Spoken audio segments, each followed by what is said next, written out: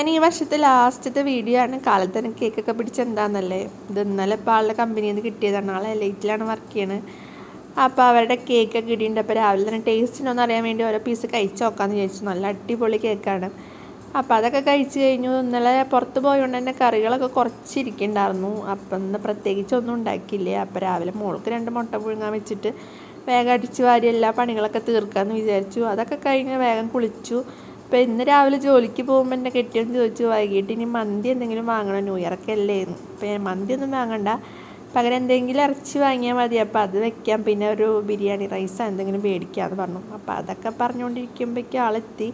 2026 കലണ്ടറൊക്കെ കിട്ടി. അപ്പോൾ അതൊക്കെ തൂക്കി അപ്പോഴേക്കും ആൾ ഇറച്ചി കൊണ്ടുവന്നിട്ടുണ്ടായിരുന്നു. അപ്പോൾ ആൾ തന്നെ കുക്ക് ചെയ്യാമെന്ന് പറഞ്ഞതുകൊണ്ട് ഞാൻ രക്ഷപ്പെട്ടു.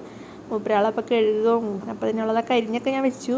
അപ്പോൾ പോർക്കും അതിൻ്റെ പിന്നെ പാർട്സ് എന്തൊക്കെയൊക്കെയോ ഉണ്ട്. അപ്പോൾ അതൊക്കെ അരിഞ്ഞ് നല്ല അടിപൊളിയായിട്ട് ആൾ കുക്ക് ചെയ്തു. സമയം 3 മണിയായി. അപ്പോൾ ബാക്കി വിശേഷം അടുത്ത വീഡിയോയിൽ. അപ്പോൾ എല്ലാവർക്കും ഹാപ്പി ന്യൂ ഇയർ.